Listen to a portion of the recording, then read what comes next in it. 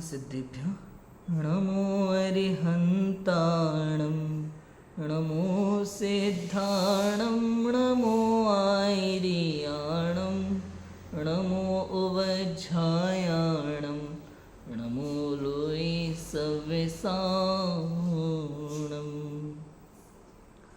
मंगलमय मंगलकरण वीतराग विज्ञान नमो ताहि जाते भय अरहंतादि महान।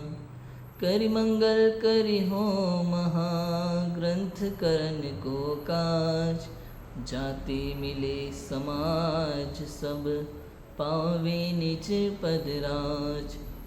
शिव उपाय करते प्रथम कारण मंगल रूप विघ्न विनाशक सुख करन नमो शुद्ध शिव भो नमो शुद्ध शिव भो। आचार्य कल्प पंडित टोडरमल जी द्वारा विरचित मोक्ष मार्ग प्रकाशक ग्रंथ 9वां अधिकार हमारा चल रहा है मोक्ष मार्ग का स्वरूप, जिसमें मोक्ष महल की पहली सीढ़ी सम्यक दर्शन, उसकी चर्चा यहाँ पंडित टोडरमल जी ने की है, जिसे हम समझने का प्रयास कर रहे हैं कि वास्तव में सम्यक दर्शन क्या है। सम्यक्त्व का लक्षण देखा हमने, विपरीताभिनिवेश रहित जो तत्वार्थ शब्दान है उसका नाम सम्यक दर्शन है। सम्यक दर्शन के भेद प्रभेद भी हमने देखे। अभी चर्चा चल रही है सम्यक दर्शन के 8 अंगों की। जिनागम में सम्यक दर्शन के 8 अंगों का कथन अनेक स्थानों पर किया गया है। निशंकित, निकांचित, निर्विचिकित्सा, अमूढ़ दृष्टि और उपगुहन, स्थितिकरण, वात्सल्य और प्रभावना, इस प्रकार से 8 अंगों की चर्चा जिनागम में अनेक स्थानों पर है। हमने निशंकित अंग के विषय में बात की, निकांचित अंग के विषय में बात की, निर्विचिकित्सा अंग के विषय में चर्चा की। आज हमें चर्चा करनी है अमूढ़ दृष्टि अंग। अमूढ़ दृष्टि क्या है? मूढ़ माने मिथ्यात्व, मूढ़ माने मिथ्यात्व, अज्ञान, अज्ञान, सीधा सीधा अज्ञान शब्द। मूढ़ माने अज्ञान और अमूढ़ माने अज्ञानी, अमूढ़ माने ज्ञानी। अमूढ़ दृष्टि अंग का धारी कौन होता है? ज्ञानी, सम्यक दृष्टि जीव। ठीक है। दुख का कारण एकमात्र अज्ञान है, दुख का कारण एकमात्र मूढ़ता है, और सुख का कारण एकमात्र ज्ञान है, अमूढ़ दृष्टि है। जो जीव अमूढ़ दृष्टि है वो परम सुखी है, और जो मूढ़ है वो महादुखी है। ऐसा समझना। ये क्या है भाई? ये मूढ़ता क्या है? मूढ़ता क्या है? ये किसी भी वस्तु को, किसी भी व्यक्ति को, किसी भी परिस्थिति को जैसी नहीं है वैसा देखना, इसका नाम क्या है?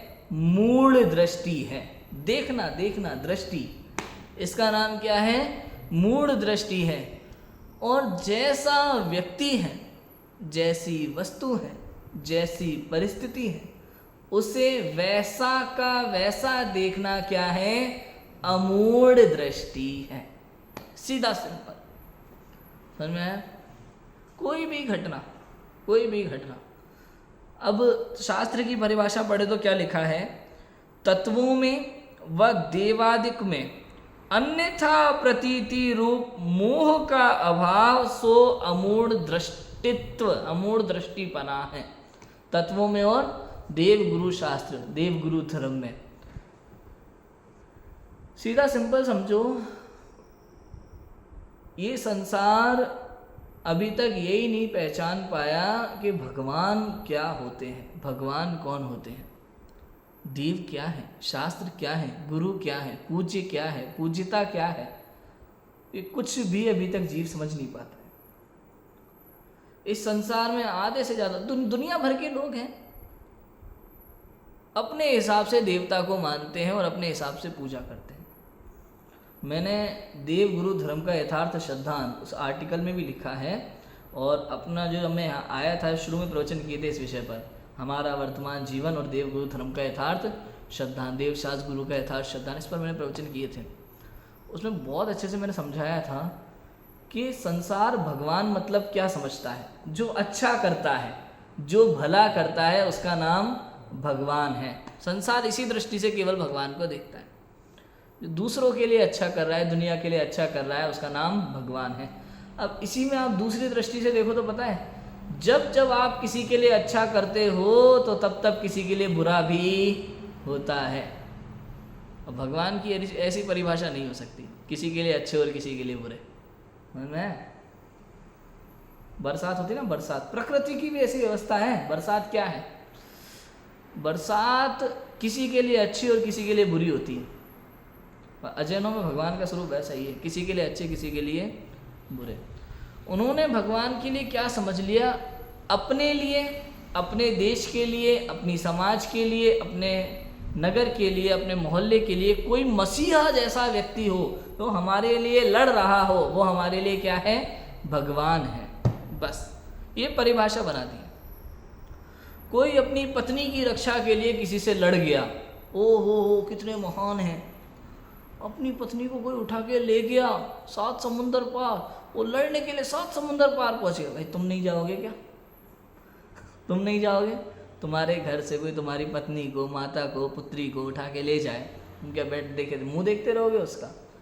ये रक्षा का भाव सामान्य बात है, सामान्य बात है। और मनुष्य तो छोड़ो, एक कुत्ता भी नहीं देखता रहता। एक बंदर के बच्चे को हाथ लगा के देखो, बताएगा तुम्हें क्या होता है। तो क्या भगवान हो गया? ये कोई भगवान की परिभाषा नहीं हो सकती। गांव की रक्षा करना, अरे पूरे कुनबे की रक्षा करते हैं पशु, भगवान हो गए? इसकी परिभाषा भगवान नहीं है।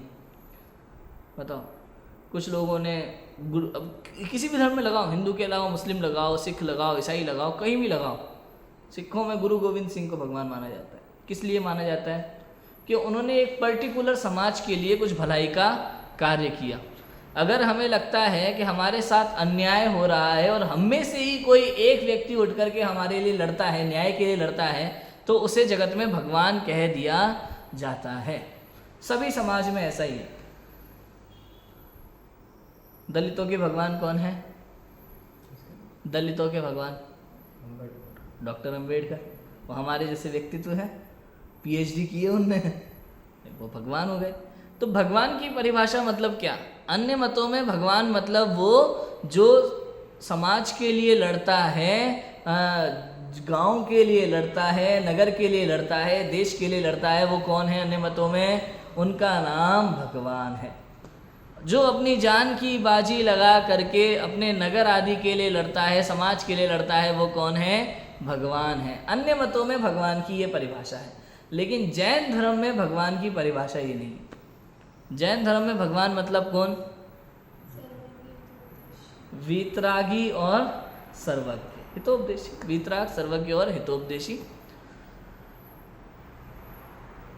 अब आप विचार करो, जरा विचार करो, भगवान की परिभाषा जैन धर्म में किस दृष्टि से ली गई है, क्या दृष्टि रही है?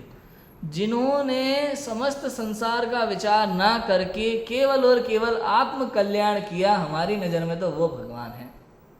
समझ में? देखो, समस्त संसार के अपने अपने नियम होते हैं, अपने अपने रूल होते हैं, अपनी अपनी इच्छाएं होती हैं, उससे हमें कोई लेना देना नहीं। कौन व्यक्ति क्या कर रहा है, इससे हमारा कोई संबंध नहीं है। मेन संबंध होता है हमारा किससे? स्वयं से। किससे संबंध होता है? मेन स्वयं से। आपको क्या चाहिए? मूल बात यहाँ ये है। तो वहाँ निकल के आता है कि हमें सुख चाहिए, तो किससे मिलेगा? किससे मिलेगा? ये तो पता करना पड़ेगा। पता कैसे करोगे? ऐसा व्यक्ति ढूंढो जिसने सुख को प्राप्त किया है।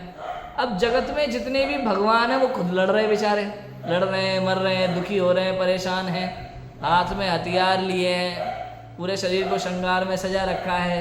कोई ना कोई वासना से दुखी है, कोई क्रोध से परेशान है, कोई अहंकार से दुखी है, कोई हमारी पूजा करे इस बात से परेशान है। कितना दुख है जगत में। लेकिन एक ही व्यक्ति ऐसे दिखाई देते हैं, एक ही समस्त संसार में जहाँ जहाँ भगवान की परिभाषा है, घूम फिर करके आओ तो केवल एक ही मत ऐसा है, एक ही धर्म ऐसा है जहाँ भगवान एकदम अनंत सुखी हैं। समस्या चाहे कैसी भी हो, अपनी हो चाहे दूसरे की हो, समझ में? कोई भी समस्या हो, वे अपने में मस्त हैं, समता भाव झलक रहा है चेहरे से। ये भगवान है। अब देखो, अब बिना देखे अंध भक्ति ये मूढ़ता, सोच समझ के विचार करके अपने सुख के लिए आगे बढ़े, ये अमूढ़ दृष्टि, ये अमूढ़ दृष्टि है। अब यहाँ देव शास्त्र गुरु में निर्णय करना पड़ेगा उसे। समझ में आया? कितनी शांति झलकती है बताओ। निरखो अंग अंग जिनवर के, जिनसे झलकी शांति अपार। वो भगवान है, हमारे लिए ये भगवान है। क्यों? क्योंकि हमें ऐसी शांति चाहिए। हमें हाथ में सुदर्शन लेकर के और गदा लेकर के और तलवार लेकर के और भाले लेकर के लड़ना नहीं है कोई से भैया। हमारे लिए वो आदर्श नहीं है कि कोई हमारा कुछ कर जाए। क्या कर जाएगा भाई? तुम्हें आत्मा का स्वरूप ही नहीं पता। मतलब ना जलता है, ना मरता है, ना करता है, सबसे क्या है? प्रूफ है। तुमने समझा ही नहीं, तुम्हें अपना स्वरूप ही नहीं पता। ये मूर्ता है। अब ये सब भी जो मैं बता रहा हूँ ना, देव गुरु धर्म का यथार्थ श्रद्धा न होना, 7 तत्वों का यथार्थ श्रद्धा न होना, ये भी व्यवहार से मूर्ता है। वास्तव में अगर निश्चय से देखें, पारमार्थ रूप से देखें, परमार्थिक रूप से देखें तो क्या है? अपने को ना देखना ही मूर्ता है और कुछ नहीं। अपने को ना देखना ही मूर्ता है। अपने को ना जानना ही मूर्ता है। अपने स्वरूप का ज्ञान ना होना ही मूर्ता है। संसार में कितना ही ज्ञान हो, अपने स्वरूप का ज्ञान ना हो तो दुख का कारण है और कुछ नहीं है। बताओ समझ में आया कि नहीं आया? 7 तत्वों के विषय में बात करो, गुरु के विषय में बात करो, जिसके विषय में भी बात करो। मैं तो सीधा सिंपल देखता हूँ, जितना आप पढ़ोगे ये सब तो आप पढ़ लोगे शास्त्रों में, देव गुरु धर्म के विषय में, देव शास्त्र गुरु के विषय में ज्ञान ना होना, इसके विषय में बहुत सारी बातें हम करते रहते हैं। मुझे आजकल इस चीज़ में देखने में अच्छा लगता है परिस्थिति के विषय में बात करने में ज़्यादा अच्छा लगता है मुझे।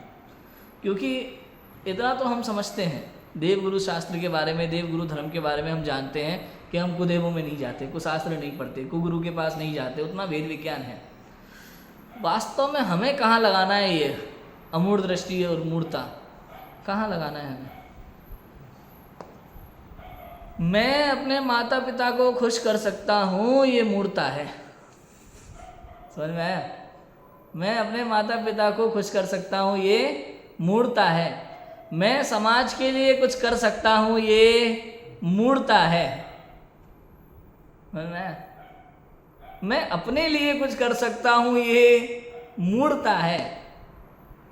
बताओ ये कहाँ से आया? मैं अपने लिए कुछ कर सकता हूँ, ये मूर्ता है? हाँ मूर्ता है। क्यों? क्योंकि अपने में कुछ करना ही नहीं है और मैं अपने में कुछ कर सकता हूँ, ये मूर्ता है, अज्ञानता है। और इसी के कारण से जीव दुखी है। और जो ये जान लेता है भैया होने योग्य ही हो रहा है, नहीं होने योग्य होता ही नहीं है, ये अमूढ़ता है, ये अमूढ़ दृष्टि है, ये अमूढ़ दृष्टि है। सम्यक दृष्टि ज्ञानी जीव को ऐसा भान है कि मैं संसार में कुछ करने वाला नहीं हूँ, मैं तो आनंद का सागर हूँ और आनंद करने वाला हूँ, बस। ये अमूढ़ता है, ये अमूढ़ दृष्टि है। समझ में लगाओ बाबा। मैं धन कमाने वाला हूँ, ये मूर्ता है। मैं कुछ ऐसा कार्य करता हूँ जिससे संसार मेरी प्रशंसा करता है, ये मूर्ता है। बताओ। या फिर मैंने कुछ ऐसा कर दिया जिससे लोग मेरी निंदा कर रहे हैं, ये मूर्ता है। अब बताओ, हो जाओ दुखी, हो जाओ रजू भाई। मैं इस बात से दुखी होता रहूं, मेरी किसी बात को लेकर के लोग मेरी निंदा करते हैं, बताओ मैं कितना दुखी हूँ कि वो खुश हो जाए। अरे भैया कई बार ऐसा होता है, मैंने तो ये देखा है, जिस बात से एक व्यक्ति मेरी निंदा कर रहा है उसी बात की एक व्यक्ति प्रशंसा भी कर रहा है। अब बोलो, ना तो मुझे उसको खुश करना है, ना इसको खुश करना है, ना मुझे अपने को खुश करना है, तो क्या करना है? आनंद करना है, बस। जानो देखो आनंद करो। इस वाक्य से ये मत समझना कि अनीति करे, अन्याय करे और खुश रहे, ये ऐसा अर्थ बिल्कुल भी नहीं है। यहाँ जहाँ जहाँ ये बात आती है ना, आनंद करो आनंद करो आनंद करो, यहाँ बात है ज्ञान की, जानने के आनंद की, दुखी नहीं होने का आनंद। समझ में आया? अन्याय अनीति करने की बात नहीं चल रही, मजे करने की बात नहीं चल रही। ऐसा मत समझना कि दुनिया में चाहे जो करो, कोई गाली भी दे, जेल में डाल दो और हमें आनंद करना है। ऐसा नहीं करना भैया कि सामने जाकर के मर्डर कर आओ और फिर जाकर के कोई जेल में डाल देगा, हम तो अकर्ता है, ऐसे नहीं समझना। मूर्खता है, अकर्ता नहीं है। तो क्या करना, अरे अगर कुछ हो जाता है परिणाम निर्मल रखना और आनंद करना, बस मैं ये कह रहा हूँ। क्योंकि होने योग्य ही होता है, आप वास्तव में अकर्ता हो। यहाँ दोनों चीज में अंतर है भैया। एक तो जानबूझ के गलत चीज को प्रमोट करना, ये सोच करके कि बहुत बढ़िया है ना, और खुश होना, ये मूढ़ता है। और उसी परिस्थिति में होने योग्य ही होता है ऐसा समता भाव धारण करके दुखी नहीं होना, ये अमूढ़ता है। समझ में आया? दोनों बातें, अंतर समझ में आ रहा है दोनों बातों में? सूक्ष्म है थोड़ा सा, ऐसा लगेगा एक ही चीज बोल रहे हैं, लेकिन एक ही चीज नहीं है, दोनों में जमीन आसमान का अंतर है। मूर्ता मूर्ता का बहुत बड़ा अंतर आ जाता है दोनों बातों में। समझ में आ रहा है कि नहीं आ रहा? यदि आप रात्रि भोजन करते हो और रात्रि भोजन करते समय ऐसा समझते हो कि शरीर खाता है, आत्मा तो खाता नहीं है, ये चरणा नियोग तो जो रात्रि भोजन का त्याग तो जो छठी प्रतिमा में जाकर के होता है, और हमें ऐसा कुछ नहीं करना, हमें तो आत्मा अनुभव करना है, आत्मा को जानना है, तो कहते हैं मूढ़ मिथ्या दृष्टि। समझ में? और रात्रि भोजन के समय ऐसा विचार करना कि ये मेरे करने योग्य कार्य नहीं है, समझ में? मेरे करने योग्य कार्य नहीं है, ऐसा जान करके उसका त्याग कर देना। त्याग करके भी ये मानना कि इसमें धर्म नहीं है। समझ में आया? ऐसा मानना कि रात्रि भोजन करना मुझे शोभा नहीं देता, इसमें अनंत जीवों की हिंसा है, और उसमें धर्म भी नहीं मानना, ये अमूढ़ता है। समझ में? ऐसा हर परिस्थिति में लगाओ। एक अज्ञानी भी ये सोचता है कि रात्रि भोजन करने से क्या लेना देना, बताओ? रात्रि भोजन में करने नहीं करने से धर्म का कोई लेना देना थोड़ी है, बताओ? सोच में कितना अंतर है। लेकिन एक अज्ञानी जीव की सोच में और ज्ञानी जीव की सोच में क्रियाओं को लेकर के बहुत बड़ा अंतर होता है। अज्ञानी मिथ्या दृष्टि सोचता है, जब शास्त्र पढ़ लेता है ना, ज़्यादा निश्चयवासी हो जाता है, तो सोचता है भाई पूजा पाठ में धर्म तो है नहीं, दर्शन पूजन में धर्म तो है नहीं, व्रत उपवास में धर्म नहीं है, रात्रि भोजन के त्याग, ये तो शरीर की क्रिया है, जड़ की क्रिया है, मैं तो आत्मा हूँ, इसका धर्म से क्या लेना देना। और ऐसा करके पूरे मजे लेता है जिंदगी के, समझ में? और सारे पाप करता है, और मंदिर जाना छोड़ ही दिया क्योंकि वो तो शुभ भाव है, और भगवान तो मैं ही हूँ, समझ में? तो एक तो ये अज्ञानी की सोच। ज्ञानी जीव की सोच क्या होती है? ज्ञानी जीव भी सेम मानता है रजू भाई, वो भी मानता है कि देव गुरु धर्म के पूजा पाठ में धर्म नहीं है, समझ में? देव सास गुरु की पूजा पाठ में धर्म नहीं है, व्रत उपवास में धर्म नहीं है, ये सब शरीर की क्रिया है, जड़ की क्रिया है। रात्रि भोजन का त्याग और धर्म का कोई लेना देना नहीं है, कोई संबंध नहीं है, ये जड़ की क्रिया है। ज्ञानी भी यही मानता है, लेकिन ज्ञानी ऐसा मानते हुए भी उसके जीवन में ये सारे नियम संयम पलते हैं, करता है, उसके जीवन में पाए जाएंगे। वो रोज मंदिर जाता है, दर्शन करता है, भगवान की भक्ति करता है, पूजन करता है, और कहता है इसमें धर्म नहीं है। और अज्ञानी इसमें धर्म नहीं है कह करके छोड़ देता है, लो, और पाप क्रिया सारी करता है। ये सोच है ज्ञानी और अज्ञानी के जीवन में, क्रियाओं को लेकर के। एक जैसी सोच होते हुए भी अज्ञानी के जीवन में तो बंदी हो जाएगा और ज्ञानी के जीवन में चालू रहेगा। गुरुदेव श्री को देखो आप, गुरुदेव श्री को देखो, गुरुदेव श्री ने सबसे ज्यादा बोला शुभ राग धर्म नहीं, बंध का कारण है, पूजा पाठ में धर्म नहीं है, व्रतादिक में धर्म नहीं है, लेकिन उनके जीवन में आप देखो क्रियाएं। अरे एक शास्त्र का पेज पलटना हो तो लकड़ी की डंडी का प्रयोग करते थे कि उंगली, पसीने वाली उंगलियों से पेज ना पलटेंगे तो जिनवाणी की अभिनय होगी। ये उनका उत्कृष्ट लेवल का शुभ भाव था। धर्म नहीं है, बात सही है, लेकिन पालते थे कि नहीं पालते थे? अब तुम के भाई जिनवाणी का पेज और मैं आत्मा, हमें तो अत्यंत भाव है क्या लेना देना इसका धर्म से? अरे भाई तुम मूर्ख हो बहुत बड़ा लेना देना है, परिणामों का लेना देना है। भाव होते हैं उत्कृष्ट। पूजा करते थे, पाठ करते थे, रात को लाइट नहीं जलाते थे। अब बताओ आज के समय का निश्चयवासी होगा तो बताओ कितने बड़े मूर्ख है। अरे लाइट जला रही है, हिंसा हो तो आयु क्रम से मर रहे हैं अपने से, अपना कोड़ी उसमें को लेना। अपन तो स्वाध्याय करो, अपन तो तत्व चर्चा कर रहे हैं, धर्म की बात कर रहे हैं। मूर्ख है। समझ में आया कि नहीं आया? ये लगा समझ में आ रहा है मूढ़ दृष्टि और अमूढ़ दृष्टि क्या है। मैं आपको वो अभी देवगुरु धर्म और तत्व के विषय में, चूंकि 7 तत्व के विषय में हमने बहुत बातें की हैं इसी मोक्ष मार्ग प्रकाशक में। चौथे अधिकार में भी 7 तत्व संबंधी अयथार्थ श्रद्धांत देखा था, 7वें अधिकार में भी 7 तत्व संबंधी भूले देखी थी, है ना। भूले और अयथार्थ दोनों बात उस समय बहुत चर्चा की है कि क्या उसमें विपरीत पना है और क्या सम्यक पना है। और देवगुरु धर्म के प्रकरण भी खूब पढ़े अपन ने, इसी में पढ़े 7वें अधिकार में, और मिथ्या दृष्टि के विषय में पूरा प्रकरण पढ़ के आए हैं, बहुत चर्चा की है। मेन बात है परिस्थितियों की जो प्रति समय हमें लगाना है। समझ में आ रहा है कि नहीं आ रहा? वहां लगाओ हमारी गलतियां कहाँ हो रही हैं। मजा तो यहाँ है बात करने में। बताओ इतना तो समझ में आता है कि नहीं आता कि वीतरागी देव साथ गुरु ही पूजे, ये बताने की जरूरत है दोबारा? कितना बताऊं मैं कि अन्य देवों के पास मत जाओ। अब तुम कहोगे पंडित जी हम तो समझते हैं, जाते ही नहीं है, जो नहीं समझते उन्हें बताओ। ऐसी समाज हो जैन समाज, जहाँ जहाँ कुदेव कुशास्त्र गुरु को पूछते हो, वहाँ ये प्रवचन करूँ तो फिर समझ में भी आए।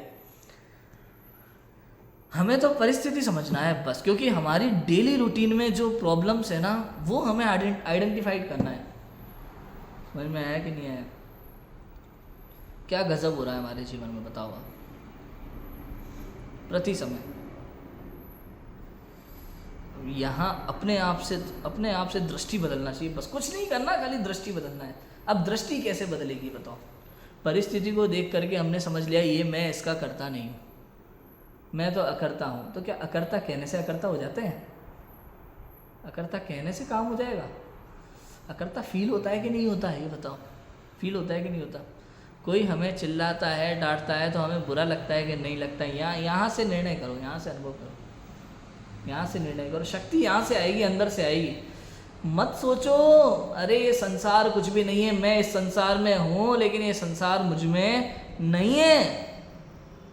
इस संसार में रहते हुए भी मैं संसार से रहित हूँ।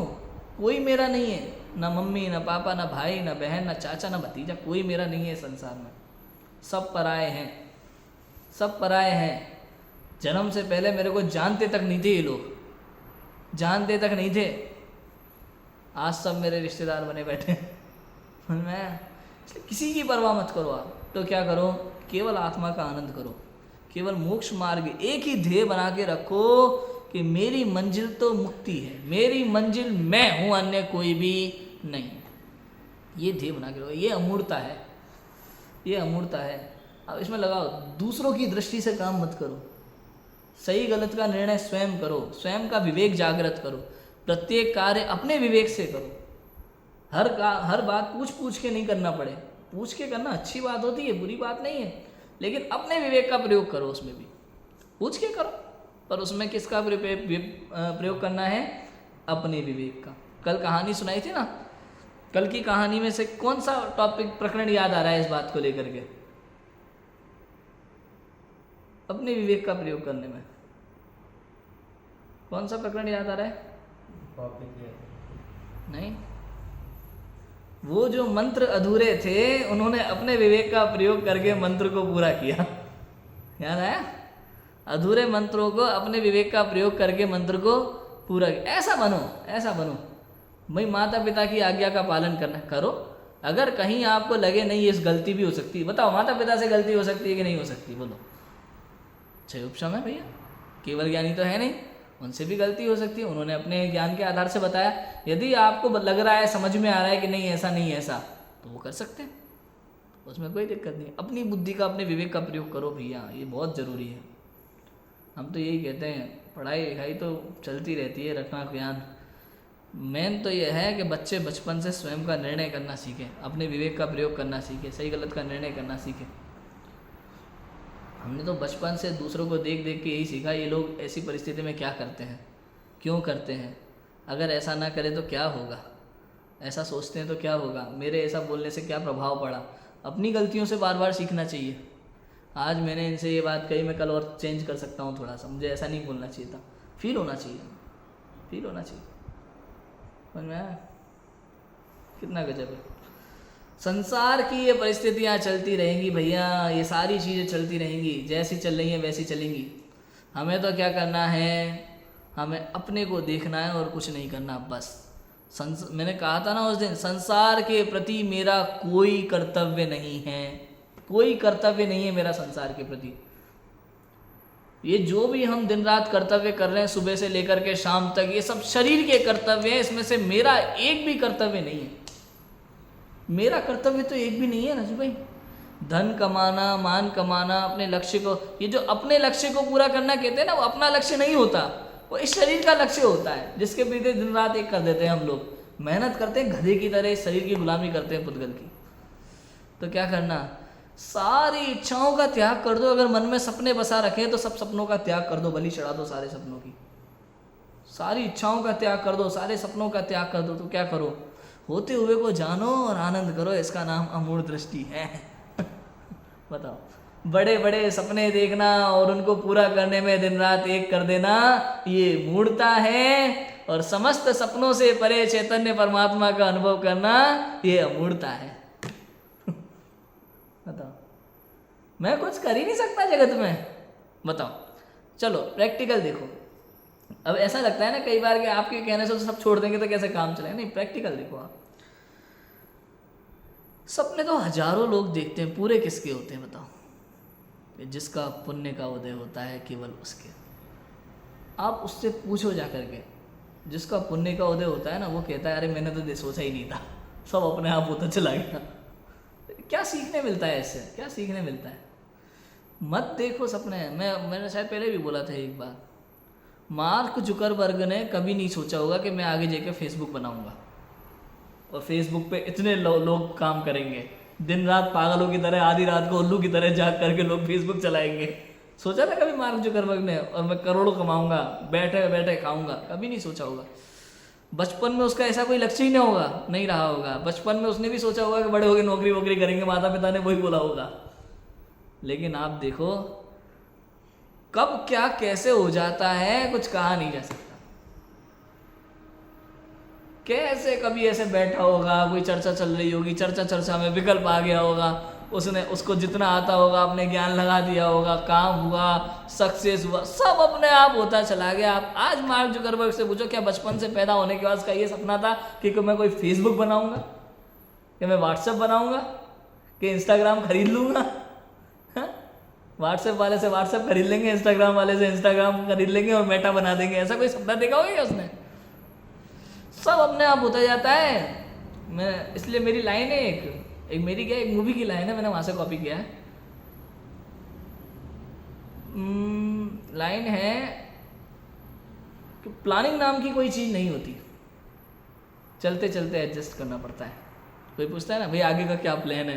प्लान कुछ नहीं है भैया, जगत में प्लानिंग नाम की कोई चीज नहीं होती, चलते चलते एडजस्ट करना पड़ता है, सब हो जाता है अपने आप। बताओ राजू भाई, अब मैं आपसे पूछूं भविष्य की क्या प्लानिंग है? बताओ। कुछ नहीं है, सोच के भी बैठोगे तो भी कुछ नहीं है, जो होना है वही होना है, कोई प्लानिंग नहीं। मुझसे पूछे कोई, मुझे कई बार लोग पूछते ही हैं आगे की क्या प्लानिंग है? कोई आज तो पन्नूर में, कल का कल देखेंगे। और क्या कहें बताओ, कोई प्लानिंग नहीं है हमारी। पन्नूर आने से पहले मेरी पन्नूर की बिल्कुल प्लानिंग नहीं थी 1%। मुंबई जाने से पहले मेरी मुंबई की प्लानिंग नहीं थी। सोनागिर जाने से पहले सोनागिर के विषय में थोड़ा लगता था कि मुझे सोनागिर मिले, मुझे सोनागिर मेरे को अच्छा लगता है, क्षेत्र अच्छा लगता है, लेकिन उसके लिए भी मैंने कोई प्लानिंग नहीं करी, कभी किसी से बात नहीं करी, सब अपने आप हुआ, सब अपने आप हुआ। मैं तो खनियादाना गया था उस समय इंटरव्यू देने के लिए, वहाँ मना कर दिया और सोनागिर से अमित जी अरिंद का ने बात करी होगी ऐसे मेरे लिए, हो गया। मैंने तो बोला तक नहीं था उनको, अपने आप हो गया। बताओ, इसे कहते हैं वस्तु व्यवस्था, सुव्यवस्थित, सुसंचालित। कोई लेना देना नहीं है हमारा। ये पूरी वस्तु व्यवस्था को जैसा हो रहा है अपने आप हो रहा है, प्रत्येक द्रव्य में अपने अपने अनुसार योग्यता अनुसार कार्य हो रहा है, और मैं केवल ज्ञाता दृष्टा हूं, ऐसा मानना अमूढ़ दृष्टि अंग है। और ये गलत हुआ, ये सही हुआ, ऐसा हो सकता था, ऐसा होना चाहिए, काश अगर ऐसा हुआ होता तो ऐसा हो सकता था। कहते हैं ये सब मूढ़ता है। मूढ़ता है, कुछ नहीं होना था, कुछ नहीं हो सकता था, जो होना था वही हुआ, जो हो सकता था वही हुआ। बदलने का भाव ही मिथ्या है, परिवर्तन का भाव ही मिथ्या है। परिवर्तन तो जगत का नियम है, परिवर्तन जगत का नियम है, लेकिन होते हुए परिवर्तन को ऐसा ही स्वीकारना ये अमूढ़ता है। और होते हुए में बदलने का भाव ये मूढ़ता है, ये मूढ़ता है। बताओ, ज्ञाता दृष्टा रहना बड़ा मुश्किल काम है सच में, ऐसा लगता है कभी कभी। तो वास्तव में है तो बहुत सरल, लेकिन मुश्किल पता है क्यों लगता है? जगत की दृष्टि से। यदि हम कुछ नहीं करते ना तो जगत मूर्ख समझता है हमें, लगता है ये तो कुछ भी नहीं है, इनको तो कोई फर्क ही नहीं पड़ता। बहुत मुश्किल काम है ज्ञाता दृष्टा रहना। आप सोचो, कहीं गए किसी स्वाध्याय हॉल में, देखे हर्षिता एक रिमोट वहाँ रखा है, एक वहाँ रखा है, उठा करके उसको सही कर दिया। बताओ, बदलने का भाव, करने का भाव आता है कि नहीं आता? कुछ ना कुछ। मंदिर गए दर्शन करने, यार ये तस्वीर थोड़ी टेढ़ी लगी है। ज्ञाता दृष्टा नहीं रह सकते हम। मतलब आप सोचो, केवल ज्ञानियों को भाव आ रहा होगा कि नहीं आ रहा होगा, कुछ बदलने का, चेंज करने का, तस्वीर सीधी करने का कुछ भाव आता होगा कि नहीं? हम ज़्यादा समझदार हैं भैया, जो है सो है। ये संसार अस्त व्यस्त होते हुए भी सुव्यवस्थित है। पता है, ये संसार अस्त व्यस्त होते हुए भी सुव्यवस्थित है। उसको बदलने का भाव मिथ्या है। जैसे फिल्म होती है ना, फिल्मों में किसी गरीब के घर का सीन दिखाना हो, झोपड़पट्टी का, तो उसमें क्या होता है, टूटे फूटे बर्तन होते हैं, है ना। एक चीज़ वहाँ पड़ी है, एक वहाँ पड़ी है, एक वहाँ पड़ी है, दीवारों में सीलन हो रही है, मतलब जाले लग रहे हैं सब, मतलब पूरा गरीब का जैसा घर होता है वैसा दिखाना है। अब बताओ, उनको वो करना पड़ता है, तैयारी करनी पड़ती है उसको वैसा का वैसा दिखाने के लिए। अब बताओ, देखने वाला एक कहेगा अव्यवस्थित है, और एक क्या कहेगा, व्यवस्थित इसी का नाम है। अगर वो जमा हुआ हो तो वो अव्यवस्थित लगे वहां। समझ में आ रहा है? जमा हुआ हो तो वहां अव्यवस्थित लगे, लेकिन वो जैसा है वैसा व्यवस्थित उसी को कहते हैं। इसलिए संसार में जो कुछ भी देखो उसे व्यवस्थित जानो और आनंद करो, ज्ञाता दृष्टा बन के रहो। ये ज्ञाता दृष्टा बने रहना ही मुश्किल है वास्तव में। छोटे दादा ने लिखा ना क्रमबद्ध पर्याय में, किस तरह से लिखा है पैराग्राफ, व्यवस्थित व्यवस्था को अव्यवस्थित देखकर उसे व्यवस्थित करने में लगा रहता है, और जिसे वो व्यवस्थित करना चाहता है वो तो वास्तव में पहले से ही व्यवस्थित है। व्यवस्थित व्यवस्था को अव्यवस्थित समझकर व्यवस्थित करने का भाव करता है। वास्तव में जिस व्यवस्था को वो अव्यवस्थित समझ रहा था, वो व्यवस्था तो पहले से ही व्यवस्थित है। कितनी गजब बात है, बताओ। समझ में आ रहा है कि नहीं आ रहा? अब अमूर्ता और मूर्ता में कितना अंतर आया बताओ। मूर्ता माने परिवर्तन का भाव, बदलने का भाव, कर्तृत्व का भाव, ममत्व का भाव, एकत्व का भाव, भोक्तृत्व का भाव, ये सब मूर्ता है। और इन सब से रहित मैं चैतन्य परमात्मा भगवान आत्मा ज्ञाता दृष्टा हूँ, इसका नाम अमूर्ता है। यह अमूर्त दृष्टि आ गया समझ में। इसके अलावा अब मूर्ता में 3 मूर्ता लिए, पता है, देव मूर्ता, गुरु मूर्ता और लोक मूर्ता। रत्नकर्ण श्रावकाचार्य में लोक मूर्ता शब्द दिया। लोक मूर्ता में क्या क्या आता है बताओ। देव मूर्ता, गुरु मूर्ता हम जानते हैं। गुरु मूर्ता क्या है, जहाँ देखा वहाँ सर फोड़ देना, इसका नाम गुरु मूर्ता है। बिना सोचे बिना समझे, हर किसी को गुरु नहीं बनाया जाता भैया, हर किसी को गुरु नहीं बनाया जाता। आपको पता है, जो ये डॉक्टर होते हैं ना, डॉक्टर, एक डॉक्टर के हाथ में अपना एक भव होता है और एक गुरु के हाथ में अनंत भव होते हैं। जब हम अपने बेटे का इलाज कराने जाएं तो हम सोचते हैं डॉक्टर ऐसा हो जो अनुभवी हो। 50 लोगों से डॉक्टर की खबर लेते हैं कि खुद डॉक्टर नहीं है, खुद डॉक्टर नहीं है, खुद जानते नहीं है कुछ भी, लेकिन फ़ोन कर करके दुनिया भर से पता करेंगे सबसे अच्छा डॉक्टर कौन।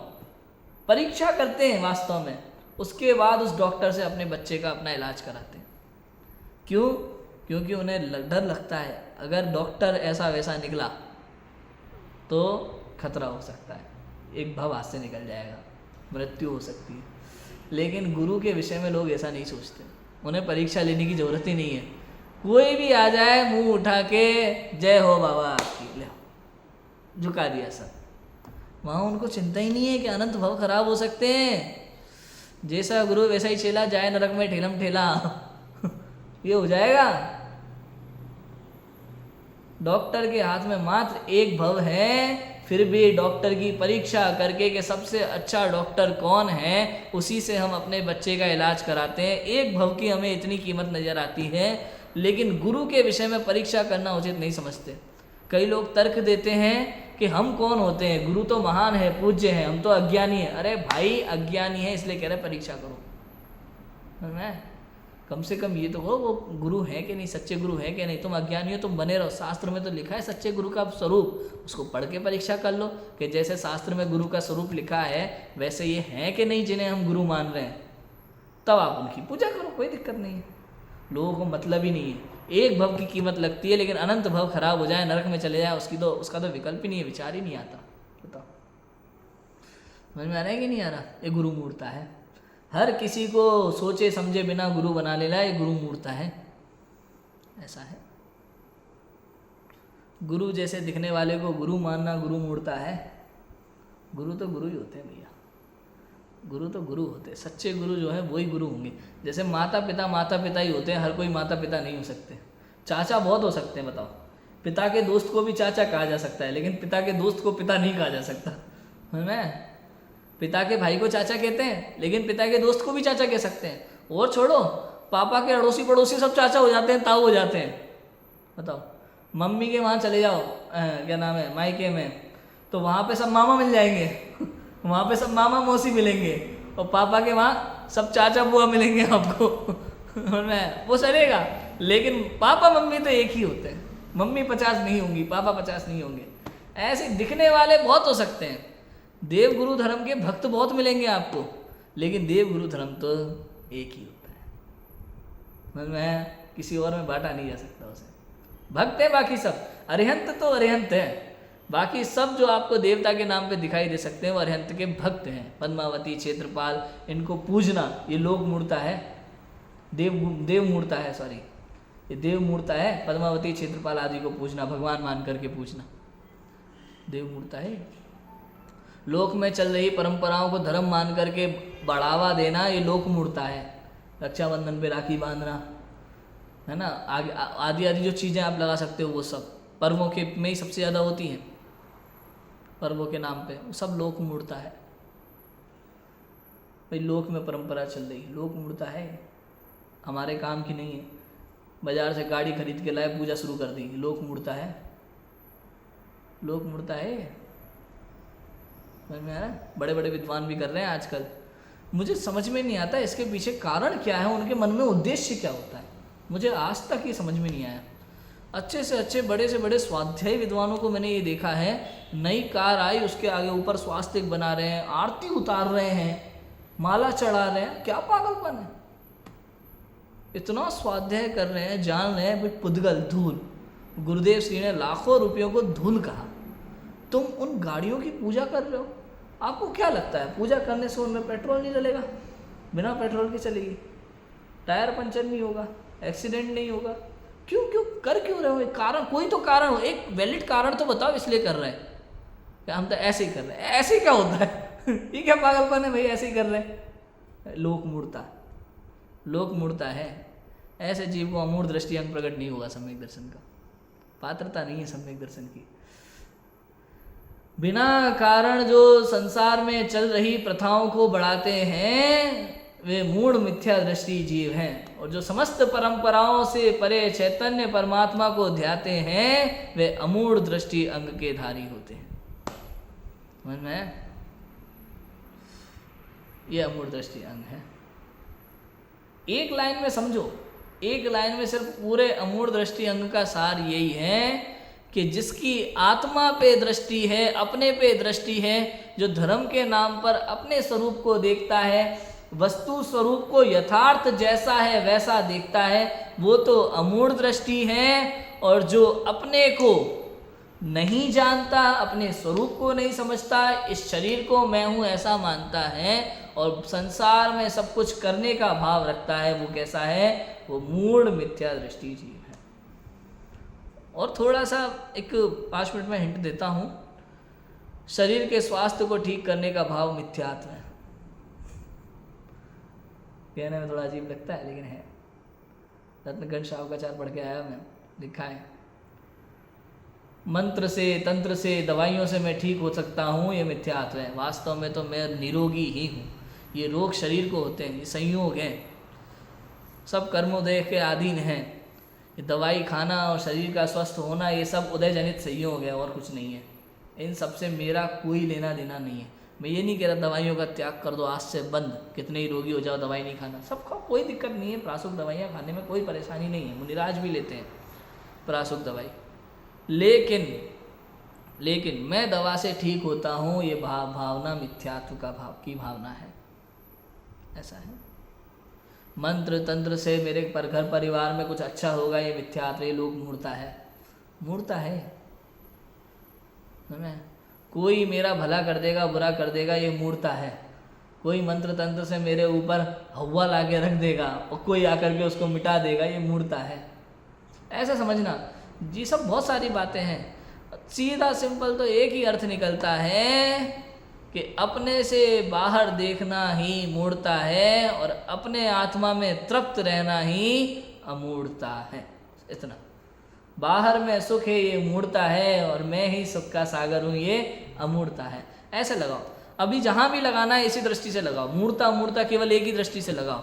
अपने में सब अमूढ़ता है और बाहर में सब मूढ़ता है। दृष्टि का अंदर में जाना अमूढ़ता है, बाहर में जाना मूढ़ता है। बस इतना इस तरीके से समझो, ठीक है। तो इस तरह से हम सभी समस्त संसार से दृष्टि हटाकर अपनी ओर दृष्टि को लेकर के जाएं, अपनी ओर देखें और आनंद करें। इसी भावना से अमूढ़ दृष्टि अंकर प्रकट करें। इसी भावना से अभी की बात को विराम देते हैं। ओम नमः सिद्धि। आहा।